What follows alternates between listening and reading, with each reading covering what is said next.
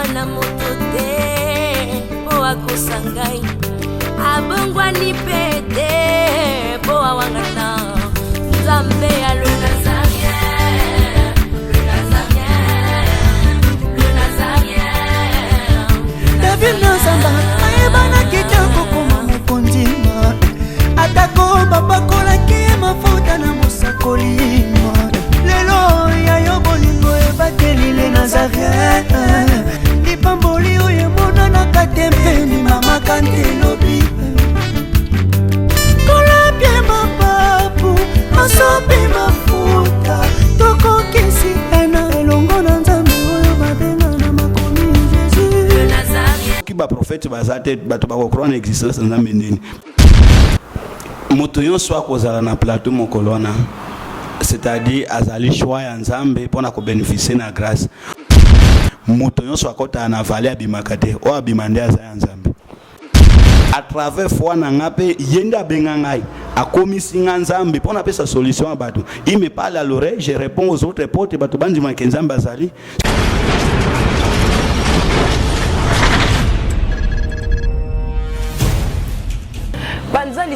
Panzali solo yo moto zui événement oya le 13 novembre na 21h.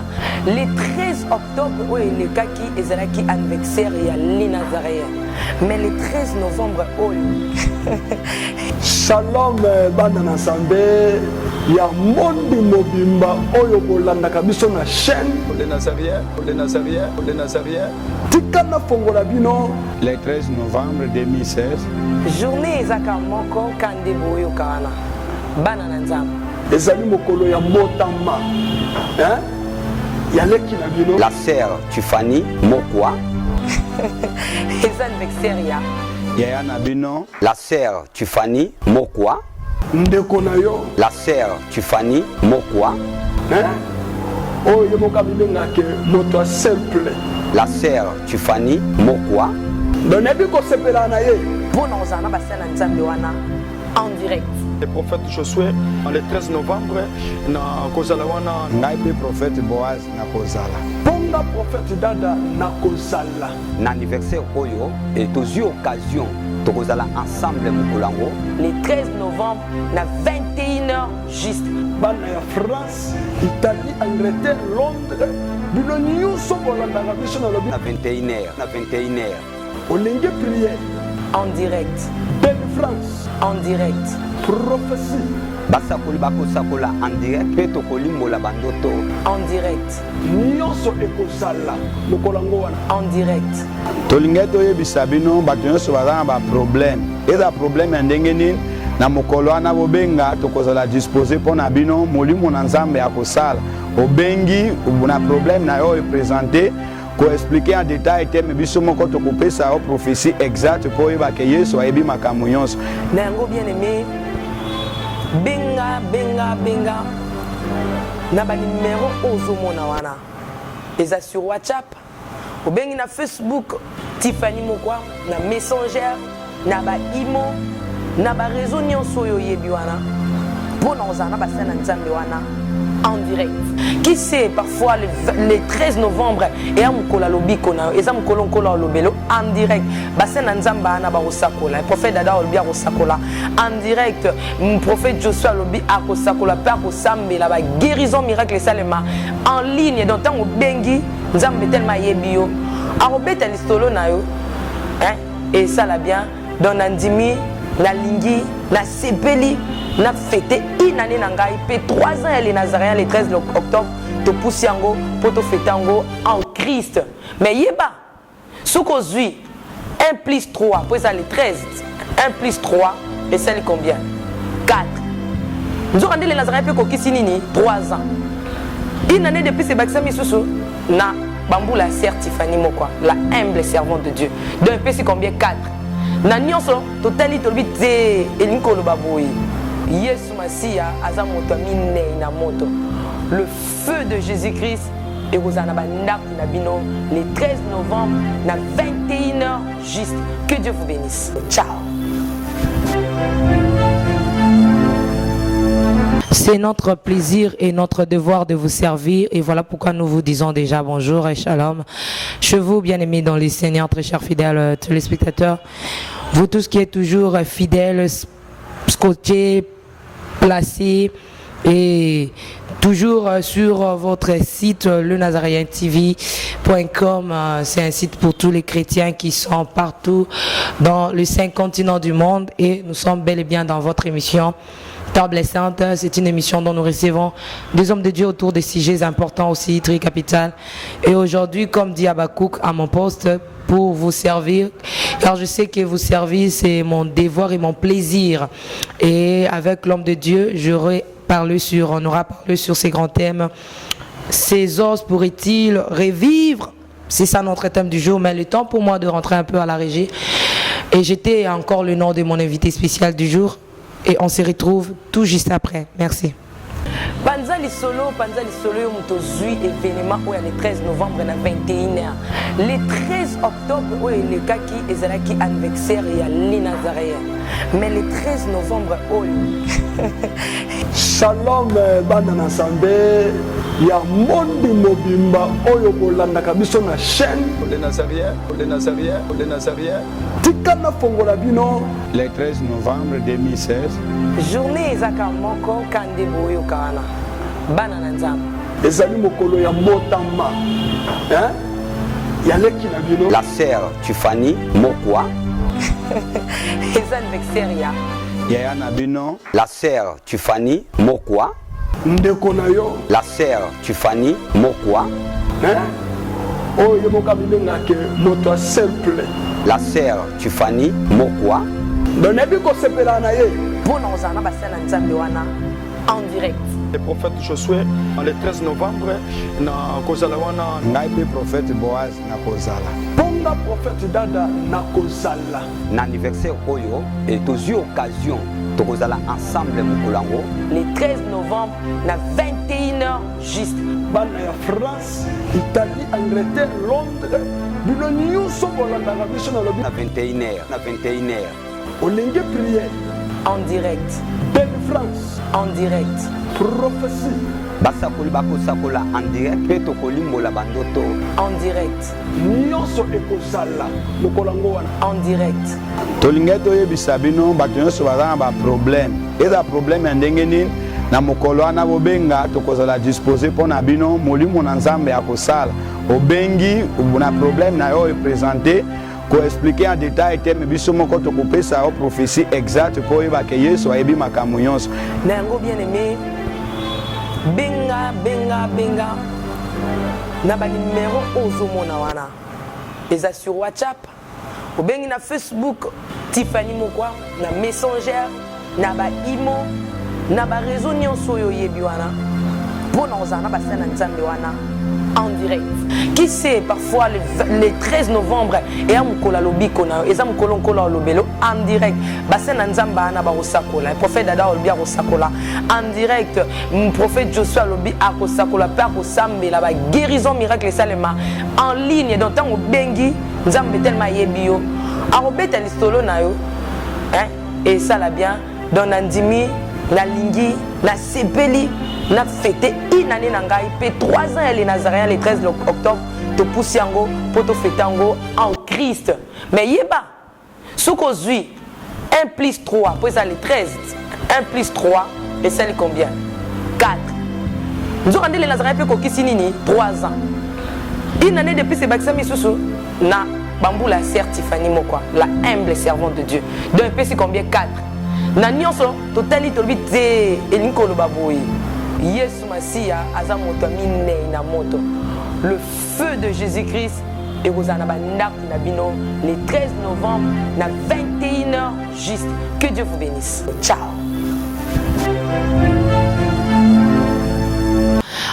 Ok, merci. Nous sommes déjà de retour sur lenazarientv.com. Tantôt, je disais que nous sommes dans l'émission Table Sainte, une émission pour vous, pour nous, dont nous invitons des hommes de Dieu, mais autour des sujets très capitaux. C'est toujours la princesse de l'Éternel, humble servante de Dieu, la présidente du Parlement céleste, députée quoi.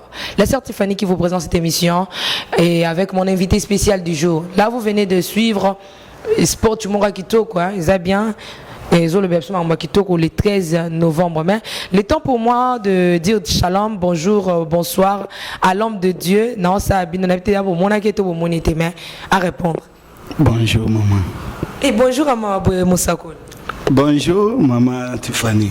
C'est le prophète Bruno Boaz, donc mon toit chinois. Oui, moi Mikolo, tout le monde a quitté mais là, na songi lissus. Je vois, na eba ko poser une question, pourquoi na venu comme on a été, c'est pourquoi on a précipité. Ça fait au moins plus de 7 à 8 mois. Plus d'une année, si j'ai de bonne mémoire. Non, pas une année. Une année, je crois. Peut-être na sport tout ça là qui n'a retour na mais absence na plateau déjà. Ah oui, oui, tu peux avoir raison. Oui, une année tout mon année na bande coupé mon année mais bon okinda ki wapi ozala ki wapi koma ki wapi obanda ko leka wapi. Na kende voyage mo na Burkina Faso ezwa kingata après na ki Rwanda na ki Cameroun de na zongi Kinshasa. C'est ça, donc Azana sozo mon pasteur te Aza. Ce qui a pété. Donc, prophète Bruno Azali. Mais qu'on a eu directement aux parmi choix. Il y a les 13 novembre. Il y a le jour anniversaire à la princesse de l'Éternel. Choix, on a un salut, bon, ce que j'ai aimé parce que au moins la chaîne les Nazaréens, tout ça la sentiment. Nous c'est ça la inspiration Saint-Esprit. Ce qui nous a orienté que parmi plus de 100 pasteurs nous allons sélectionner, c'est-à-dire binga pe ayebi que naza utile pour na ba peuple na ina mokoloana.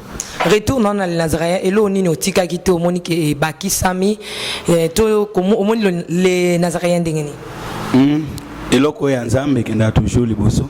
Na moni progrès na domaine belé puis plateau kitoko musala pezo le kamalam na moni pe nombre ba personnel bakisami, c'est une bonne chose. Merci beaucoup, prophète Bruno. Témoignage nayo au tika yango nan debout congolais ici là to éviter. Ici là tika les troisième partie. Puis expliquer comment na se converti pour na banosa l'ensemble. Si le bon Dieu permet de recevoir sango même avant date wana le 13. C'est comme si bataki zuyo mingi bonne église bonne musala nzambe. Ah, c'est sûr comme ndingo prophétiser tango na voyager na sala qui 7 mois et demi na voyage et puis retour est là qui est un peu difficile. Na okuta église ils ont des équilibres, les serviteurs na tikaki et les autres babima qui dont des autres côtés qui l'église mais Zamba Sungi a réussi à ngondengo monaki tant on a commis on a travaillé na grâce à Nzambe pour bisoto sala na force na bisoté Nzambe a remonté maintenant ça va encore plus qu'auparavant. Merci Nazaki, disons la servante Tiffany, Azaki invité na Etonga nayo. Comment tu as jugé cela? Comment pour Anishwa Nazaki dans la servante de Dieu et puis comment il s'est passé l'atmosphère wana? Bon, bien sûr que nous sommes des humains. Mais de mes principes, je suis trop spirituel. Dans ça, la on a sentiment. Et puis, pour nous céder au cher, il faut Saint-Esprit confirmer qu'on mérite. Dans mes prières, ça m'a invité au moment opportun. Et puis, au moment où je m'ai impliqué. Et ensuite, dans l'église, on a populaire, on a balingio te pour la tête qui toque, mais pour ça, on a vraiment, ça m'a pas continuer, je crois. Après le temps qu'on a parmi les grands, on a la combo pour l'évangile. Et puis, c'est ce que j'ai aimé, qu'on a la base, nécessairement, dans mon salaire, journalisme, mais plus en côté, à qui toque, on a qui est malade. Merci malheureusement oh lobé les amutu mususu oh pia qui l'église non ils a mutu mususu yo bandaka oh eza kindoki ndengeni akabwani non donc na kati na ngai nzamba timo ba domaine belesko oh aza isa journaliste mais oh azite ki kuneza ki servante Tiffany so oh pa yemba ki wana la omoni avate ya yemba ki ezaki la princesse oh pe abeta ki guitare wana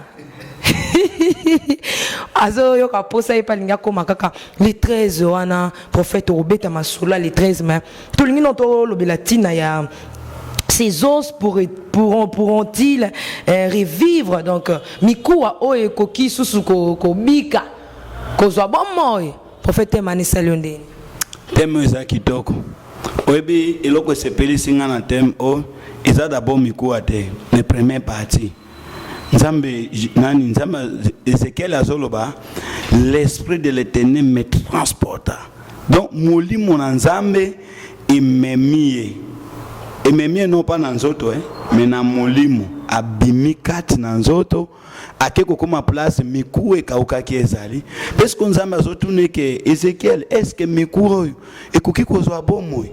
Donc nzambe azaki na penser si miku wana mais akoki kosala ye moko te soki a utiliser penser à moto te. C'est-à-dire Dieu ne peut pas faire quelque chose sans ses serviteurs. Nous sommes les représentants de Dieu sur la terre. Nzambe ako se pelope sa moto moko solution aux États-Unis mais à ce pays canal ezala awa na Kinshasa. Yango bato misusu ba poser la question bino bozona Kinshasa bozolo banzamba kosala minene bato apoto babenga ndenge nini babenga te pourquoi ils allaient miracle te ils allaient choses extraordinaires mais ça réel ntango bengi toza na distance nde na nzoto mais assemble en esprit molimo na nzambe za musika to penete.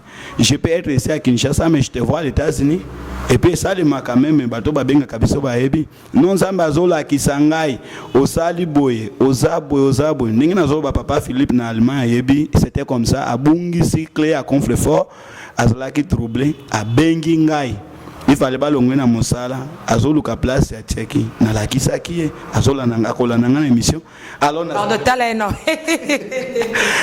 nazalaki te mais na lakisi comment na bise no clé wana bungite alobi otia na ezakasi wapi na ebisi ke mokolo na tango lingoso ngosonga na ngona ndako te ozwaki yango oti place oyo obomba ka batrousse ya clé ya nini yo ezana kati ya confrère ya bureau na place otia ka bakri na tiroir ya table abi oui je me rappelle prophète comment tu as vu na lobi même nazana nzoto te mais na molimo nous sommes ensemble Tiffany alors verset tozolo belango alobi ces os pourraient-ils revivre nzambe azotuna Ezekiel alobi ces os pourraient-ils revivre c'est-à-dire mosali na nzambe ou encore moi na nzambe azalaka na parole ya négativité te parce que nous sommes des ouvriers avec Dieu toza basali na nzambe longo dans mes prières j'ai toujours dit à l'Éternel soki ayebika kosali la moto à travers ngate a permettre ngana moto na tokutu na te c'est-à-dire pas ngana mona ka eza impossible ezati kanyon surtout oya ke pana ngai na ebi ke nzambe atindi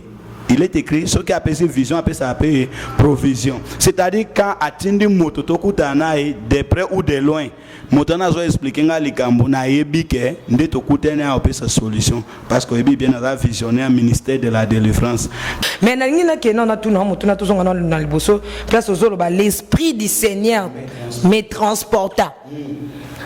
Et ça, l'esprit du Seigneur me transporta. Hier, mon copain Ezekiel a été que mon limon en Nzambe et comme maïe, bah yakinde kozwaye. Mais bien beaucoup comment vendre la rawana. Et comment déjà beaucoup comme yebe la makambu avant Nzambe. Ozomi loba déjà yo moko des gens diront yebe qui ba ko transporter yo. Et puis ça moi ba tout hésitation. Est-ce que ya ba on bazolo ba ke Nzamba ko loba mkolana? Est-ce que ya zolo ba ke ngana ko bika? Azolo belanga ibo est-ce que yazo azana télécommande mo wa maniele nzambe po ayeba makambo eko lekana kuna moto yonso akozala na plateau mokolona c'est-à-dire azali choix ya nzambe pona ko bénéficier na grâce pourquoi parce que biso tant on fixé date wana le 13 to lobi ke to kozala nzambe opesa solution nazo prier nzambe comme na ebisa ko tout de suite je dis Seigneur moto yebi ke ko salele à travers ngate ou disposer ya bengate ou encore to en contact na été donc quand je viens na penser na ngana yebi ke moto to akobenga mokolo na to pe ko participer ko solution ce ko tangi na Jean 1:46 Yesu azo tango Nathanaël na Philippe baye Yesu azo ebisa Philippe alobi atali Nathanaël kaka azo alobi o Israélite ya solo fruit des zakati niteni Nathanaël atuni mais comment yo ebinga alobi avant Philippe a mona yo aya no déjà ngana mona ki ona se anzete siko fanda Yesu azanzambe ta fala ye bakaka mais bino bo anzambe te mais quel est l'esprit qui agit en nous? La Bible nous dit tel qu'il est, tel que nous sommes. Si je marche dans la crainte de l'Éternel, la Bible lobby, y'a koya ofanda kati na biso to koma motomoko, c'est-à-dire à travers foi na ngape yenda bengangai, a komisi nzambe pour appeler sa solution à bateau. Il me parle à l'oreille, je réponds aux autres portes bateau bandi makenzam bazali, ce qui ba prophète bazate bateau ba croire en existence nzambe ndeni. Parce que biso to zali monoko nzambe. Un prophète azam moto zo kota na troisième ciel en esprit, azo penser nzambe à transmettre na ba nzambe. chambre nzambe. Na chambre nzambe. Bunzambe mobimba. Mikuwa ekoki kobika mais soki ndenga lobi ana yo tirer elboso mais soki totangi li solo o ya Ezekiel to mona ke bato wana déjà bakufaki. Misunesi elongwaki. Etikali ka mikuwa ya pamba. Prophète Lobano neza pe na ndeko moko azolanda misunesi esila ye na mbeto hôpital. Ba minganga balobi maladi wana eosimba te. Est-ce que zane loko nzambe pe akoki ko sala tabika suki? Parce que ye nzambe ba ke osimba. Pourquoi Yesu soit tout na question? C'est quand même que mo incapable pe zalaka. Maman Tiffany et l'autre ko comprendre wana zaki. Na tango wana mikuwa ezalaka mikuwa wana te. Mais pourquoi Nzambe atindeka Ezekiel na kati ya vallée? Eza problème à prédestination. Eza na bato msusu abeli maladi wana akufi, mais msusu abeli akufi te Nzambe a disposé qu'à travers biso azwa bomo. C'est-à-dire azamu kwa weza sélectionner parmi mikuwa msusu po ezwa bomo. Moto andenge wana ata docteur alobi abika te guérison ezate elo moko ezate basali ba examen yo société moko ezomo anate mais azo maigrir. Topé balobi cancer o ekobomo solution est sous même sida mais tango nano akufite yango toloba moto na capacité tia point na faire moninga te nzambe ndi azana le loba suka tango bato bazomona que c'est impossible avec Dieu c'est possible donc moto akoki jamais ko limiter nzambe et puis bato bakozala mokolo wana dispo pona ko benga biso c'est-à-dire za bato bazali ba ponami na nzambe za moto mususu okana na kozala na kolanda bango na benga na compliqué. Soki nzambe alingi abenga te obenga te et je crois nazo assurer le 13 okom okomona moto moko te ozape desi o abenga ozwaka solution parce que miko efezo abomo mais wana pe omoni pe kaningo lobi car na makambo etali ces os pourront-ils revivre tozomona nzambe atindi Ezekiel amemaki na vallée. Nous sommes la pasteur rebelle na kenda awa balobaka kaka bongo ezalaka kaka bongo est-ce que penza ya ngai mais pourquoi nzamba tala ki babisike belete soki ezaki ba cimetière era na pezali mais nzamba ke pona kaka vallée bisika oyo mutu azate eloko te kaka bato bakufa ya poni kaka esika wana amona ki cité amona ki ba cimetière msuta amona ka na bisika vallée de sécher. D'abord avant de décortiquer verset, on a photo de vallée, c'est l'origine. Vallée, selon le dictionnaire français, babi ezali passage entre deux collines. Où ils en sont donc na lingala babi nyangolu boako. Vallée ezali à sécheresse bokaoki. Ok. Donc moto tango aza kati na bokaoki. Zana bato misus o babi ngamate po bazwa grâce. Ata kotina boka oki akoza solution te mais moto mususu akota kana boka oki ezali net volonté nzambe nzela pote ayeba kobima comme ndenge bible zoloba na somme si vallée de baka moto aleki na kati ya vallée wana mais assurance ezali somme David azoloba ke na kati ya vallée de baka moto ya zana nzambe azana assurance ke na kobima c'est-à-dire moto azana nzambe te akoki obima te alors tango moto azoleka kati na vallée azana risque ya des choses mort ou la vie mais pour ceux qui sont Seigneur Jésus-Christ ce n'est pas la mort mais c'est la vie moto nyonso akota na vallée abimaka te o abimande aza nzambe. Et comment qu'il est débat topé ça bandeko faut tu te bandeko bazo tourner que bazo commenter parce que ba commentaire est un peu trop yango to nzamba quand même surtout le bel thème par rapport il y a le 13 novembre to le bel yango par rapport il y a les 13 faudrait souligner et comme il est débat est-ce que bino boyebi wane comme il sous nini ba commentaire zoya même na banda ko bande comme ça benga eko sale maté ba kisi misu ba benga kisi mais de même pe Ezekiel a répondu kinkolo kenkolo nga na yebité yondo yebi prophète Ezekiel a ba ki yebité ben bino ndeni boyebi ke nzamba osala. Est-ce que ozo makambo ya Ezekiel nzamba memie na kati ya vallée atie devant mekuwa devant la preuve devant preuve ezalo kwa nzamba meminga lelo akutianga na morgue atuninga lobi mon serviteur est-ce que bato bakoki kosekwa ngai na yebisi nzambe ke yondo yebi wana Ezekiel alobaki yango d'abord de nos jours je vais vous dire la vérité nous sommes plus qu'Ézéchiel. Nous sommes plus que Ézéchiel. Pourquoi? Parce que à ce temps-là l'esprit de Dieu les accompagne mais actuellement l'esprit de Dieu habite en nous.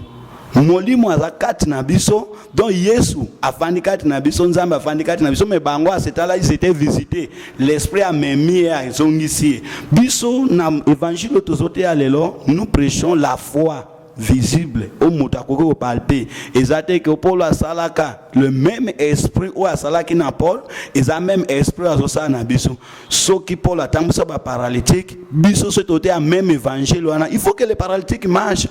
Il faut batambola alors quel paralytique atambola za o azondima donc mukolo mpe bato ba benga biso mutu mususu benga azana foate akomona pe bikamonte po bato mususu bakoya po batenter esprit ensemble est-ce que tu es ko ça démonstration de magie non tozali nde bénédiction pona bato bazana ba problème mais o aipo ameka zani na problème te yo kanisi ko kutana musala nzambe yo atambola na deux choses bénédiction et puis malédiction c'est-à-dire tango yepa na nzambe na esprit que wa embrouiller nzambe a frappé mais o na esprit que o luka grâce aussi grâce bato bakoya ko luka grâce to bondeli nzambe tozo prier oyebi tozo nzambe Seigneur bana no bakozwa tana bangu mukolo na po balanda biso en direct pe babenga moto moko te azala desi répondre moko na moko po servir témoignage donc tozo sa musana te po na gloire ya kombo na biso mais pote nzambe azwa lokumu pe bana na nzambe bapamboma siko moto akoya na esprit atembi atikali nae.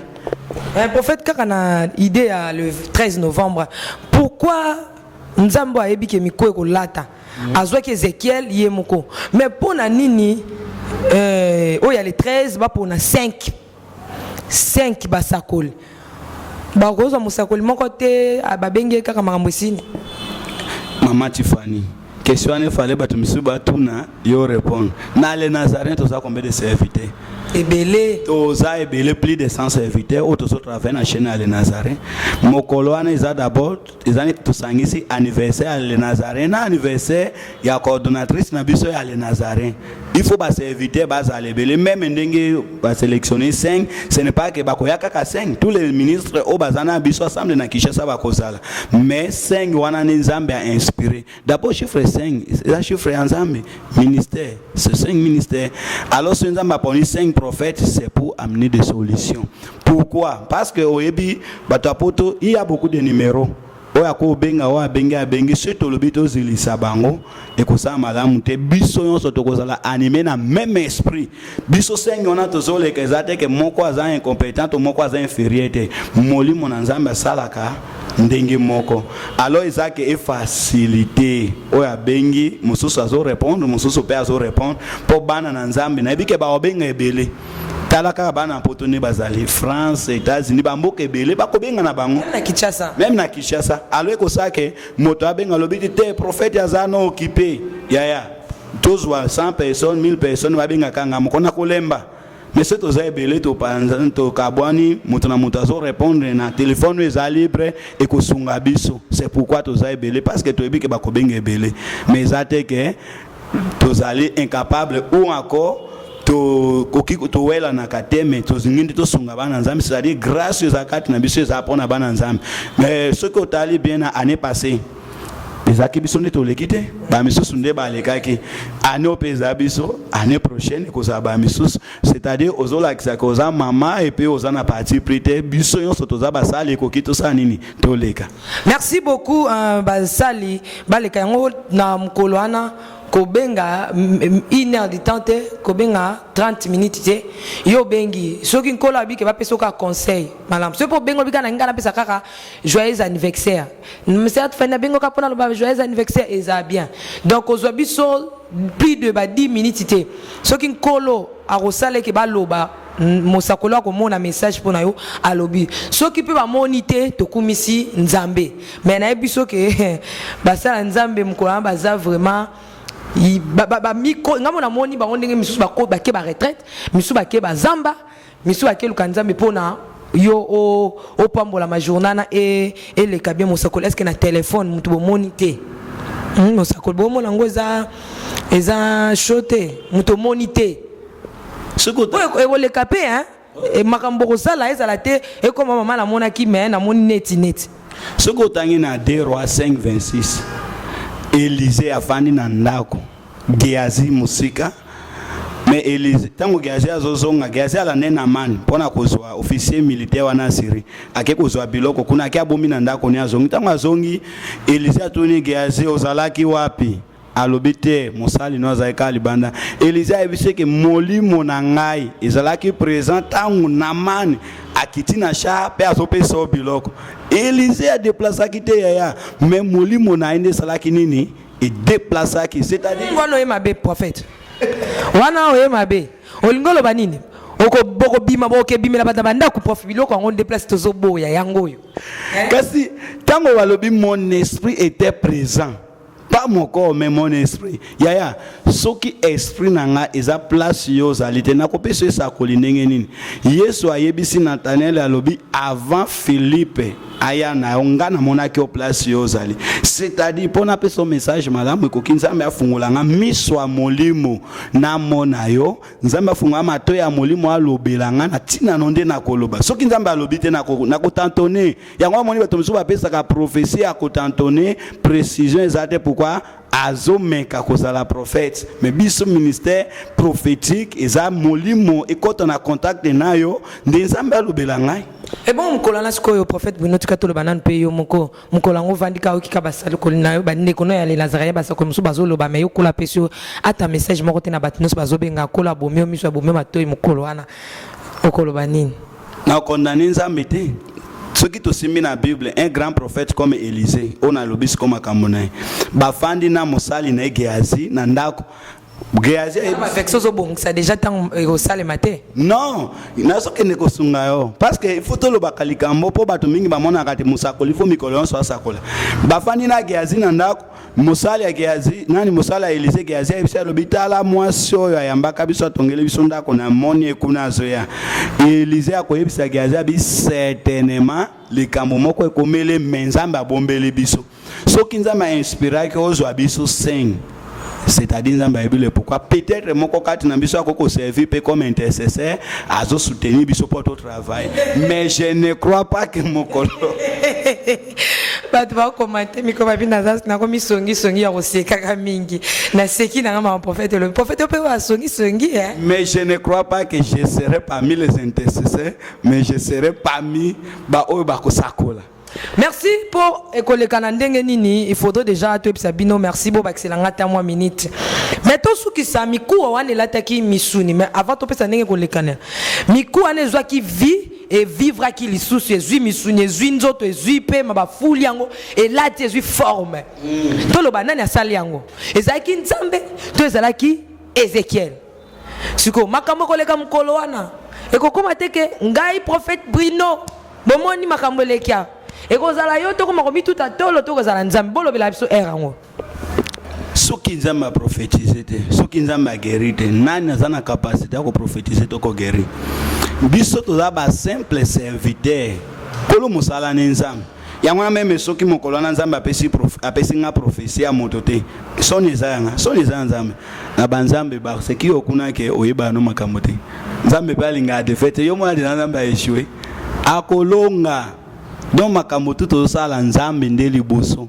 yango bato misusu tobondela na bango bazwa zemi babota nayebisa bango ke nga napesa bana te nzambe nde apesi mwana pe ntango nzambe apesi ngai na sepeli mpo azo reconnaître nga mposo azo reconnaître nga te autilize nga te c'est-à-dire mokuwa wana so ezwaki bomo ezalaki Ezekiel te me nzambe ye moko nde apesaki bomo ezaki nzambe moto apesaki bomo yi le 13 novembre na 21h juste tokozana basali na nzambe au 5 bakotandama awa kan ngana kozana nga ya kotelema basali na nzambe mutu moko ozomwa 2 minutes na ebandeli ya ko sambela pona les Nazaréens pona la princesse bakotika mwa maloba ko nde baba papa sakaki mais mwa osaka dans les seigneurs si matango bakolongwa na les Nazaréens na la princesse nde bisika wapi bandeko pe bakozala na soki nkola osala bango ngolo mais nazo nde komo ba opexi babi amiko benga te prof conseil ko pesa soki moto ayebiso obenga te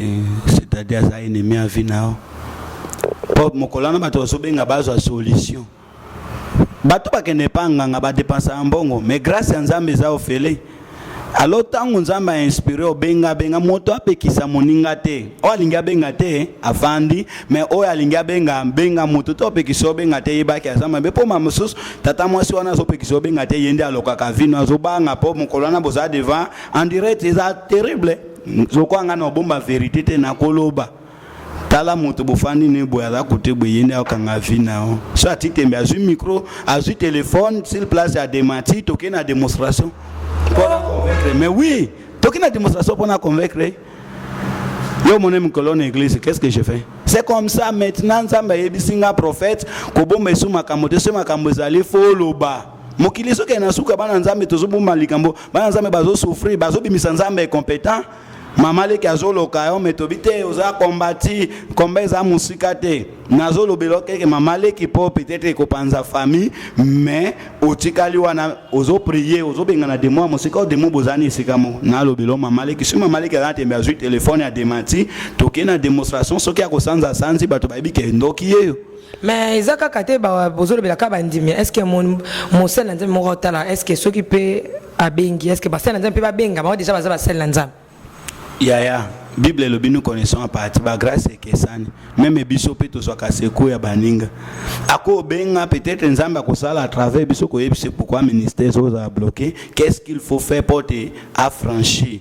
Topé il a connu des blocages comment ko réparer na nzambe pour kende liboso. C'est-à-dire mokolo ana biso to boy ko lia to zo gêner to zo lukelongi na nzambe pour to za bénédiction pour na ba auditeur nyonso to ya les Nazaréens. C'est-à-dire mokolo ezala basali bandimi basi bana mikolo babenga biso pour bazo solution na makambo na bango. Na 21h juste le 13 novembre, nous sommes arrivés à la fin.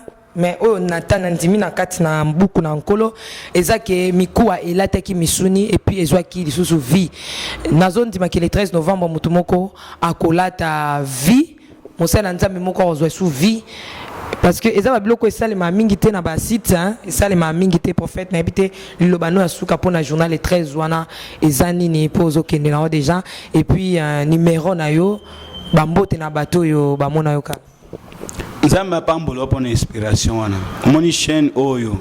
Nzamba atiaki yango po bato babongola mtema pe bato babika. Idée yozwe, je ne souhaite pas que la cana anniversaire nao, mais parfois tu organises un moment ndingi on a même 2-3 fois par an, tous la bénédiction pour na bana nzam et cause la malamu mingi.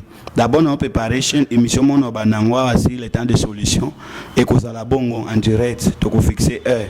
En le temps de solution chaque semaine, nous bengi to sololi to prier et cause la bénédiction ma casse.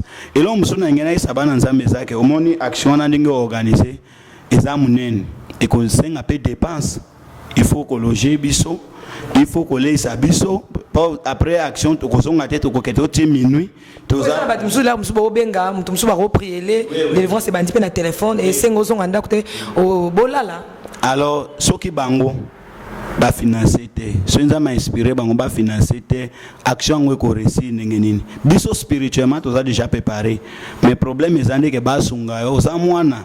Inspiration za mapeshe za malamu peshaje za mapeshe za munene meuza na ba partenaire penza ka kusungote sukika ba wa mikemike wana bazo sunga bazo investir pe assisiter ba partenaire misusu za bato misusu balanda koma matifani bazana mbongo menano bazo conscience ya kusungote nzamba simba bango mitema basunga omoni idée ozui ya kosa plateau suko seso ya munene koleka o obakisi ba matériaux zangi et cause à malamu mingi mama wana na priaki na yo ebi témoignage azaki na problème ya trompe tout conso na mama confiaki nga azuisemi mais bango bazuisemi pona ni ba yebi biso pona les Nazaréens il faut tous en avoir conscience wabilizi boy pesa koma iko koboma ngote po kozanga mai il faut tous soutenir les Nazaréens biso to prier pona les Nazaréens to soutenir bango pe ba soutenir kende liboso na pesi bato nyonso mbote mwena tanga kombo ezate parce que ba lo baba pasteur ba komo boka libanga je ne suis pas là pour libanga mais na pesi ba auditeur nyonso mbote bana baze belé na poto na mboke belé so na tangi musute e koma polémique o papa tanga ka ye o tangi ngate bango tu bazaba nanga ezana ba auditeur misusu ba fan nanga misusu o baza nombre ba auditeur balandanga menano babenga ngate na pesi bango tu mbote nzamba pambola bino les 13 bokomone sous prophète Bruno Boas numéro ezali 243 comme code à RDC 81 00 100 94 j'ai dit 243 81 00 et puis 94 ça même numéro ezana ba nini témoignage nanga ole kisaki ndé na garder le même numéro. Merci, nous sommes arrivés à la fin le 13 novembre à 21h10. Miku ana et la tamsuni. Nazo ndimela nzambe ya basakoli nzamba bantoma nzambe oya kila likolo na se ozotu nange sala mandeni bozo prophète ngala ondima. Pour lobi si vous demandez tout ce que vous demanderez au nom de Jésus-Christ, sachez que vous l'aviez déjà eu et vous le verrez s'accomplir. Ngana zone dima déjà maramna senga qui est salé le 13 novembre pour na peuple ne ba benga mkolana et si est salé misko yondo romona le kwa yondi maranote o romona maramo biso to sengi nzambe et salema et o salema bato ba kozala délivrance kozala na yom ta téléphone o kozwa yango. Dieu va visiter tout le monde. Ato la le romona bene ke ina oti na pongi na landio poto la sa différence. La Bible nous dit que vous verrez la différence entre ceux qui me servent et bon comprendre que si tu es là nzambe mais si tu te souci nanga pe musalo nzamba pesa nga vision ko la pesa nga ezali ya ba âme okangola mobika soki nga na kangolo na émission prophète boaza ya lele la nzambe okangola ma physiquement. La prophète ba kota na ban oboyo ndimate misusu pesa obengite yora na ebiso kola oyebisa déjà soko bengite mukolango ozo bango bengi noté mais koka moite romona miracle et atteindre tinda kuno il suffit qu'on landa les nazaréens. Ouais. Ozu no courage obenga te soit obangi ozo bakisi na obenga te soit ozu tenté koka moite mukolano mona on a lotaki certifié boy on a mona ki papa Bruno boy pour mukola visite pena ne prophète habito ko kende penza ti to yepo lo sambo nanga ezalike okangolama obika eza magité kisité bonzambe pour sacrifice on a sala et apona tata nanga te et apona maman nanga te meza pona libota na nzambe ebika. Quant à moi je vous aime beaucoup. Na la paix ata obengi po na vie na ote mobenga ka po souhaiter la princesse joyeux anniversaire et salanga bien koyoka bino bat bolanda biso en live. Que Dieu nous bénisse mais sans oublier que bolingo na ngai la princesse na bato France ezomata il faut comme overdose bato Cameroun, Espagne, Belgique, Italie, Hollande, partout, Suisse, Bissikano Sobozali. Que Dieu nous bénisse. Ciao.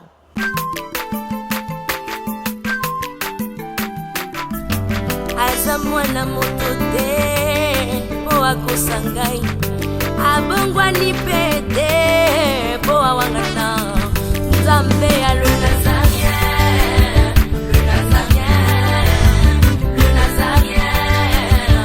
David Nzamba